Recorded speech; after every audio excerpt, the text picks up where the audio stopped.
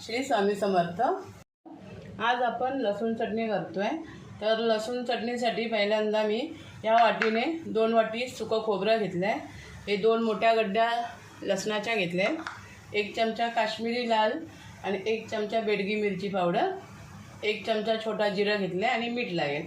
आता पहिल्यांदा मी हे सुकं खोबरं आहे ना ते खरपूस भाजून घेते। जळवायचं नाही आहे, स्लो गॅसवर एकदम खरपूस भाजून घ्यायचं आहे। कमी केलं आहे आणि खोबरं भाजायला ठेवलं आहे।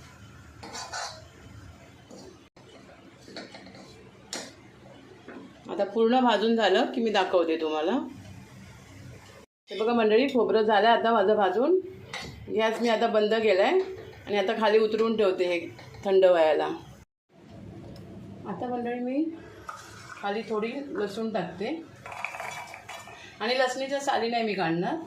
खाली थोडं लसूण टाकले की त्याच्यावरून थोडंसं मीठ टाकायचं। इकडे जाड मीठ आहे त्याच्यामुळे मी जपूनच टाकणार आहे। हे एवढं थोडं असं जाड मीठ टाकते मी।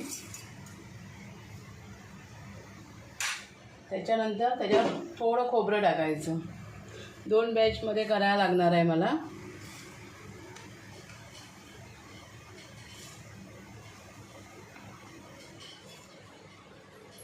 खोबरं टाकून घेतलं। आता मी मिक्सरला हे चालू पण मध्ये फिरून घ्यायचं। जास्त पण जाड नाही ठेवायची आणि जास्त पण बारीक नाही करायची। ही बघा मंडळी, लसूण चटणी तयार झाली आहे। बघा एकदम कशी मस्त सुकी सुकी झाली आहे। अजिबात त्याच्यामध्ये तेल वगैरे काही टाकायची गरज नाही लागत आणि खाताना पण तेल टाकायची गरज नाही। जर तुम्हाला आवडत असेल तर तुम्ही टाकू शकता, पण ती एवढी मस्त झाली आहे ना की गरजच नाही आहे। आणि जे मी पहिल्यांदाच मीठ टाकलं होतं ना लसूणमध्ये खाली, तेवढंच मीठ मी वापरले। फक्त तिखट मी बेडगी मिरची अर्धा चमचा आणि काश्मीरी लाल मिरची पावडर 1 चमचा एवढंच वाढवलं आहे मी, बस। बाकी काहीच नाही। आता ही गार झालं की एका काचेच्या बरणीत भरून ठेवणार। व्हिडिओ तुम्हाला आवडला तर एक लाईक करा, शेअर करा आणि सबस्क्राईब करा। थँक्यू।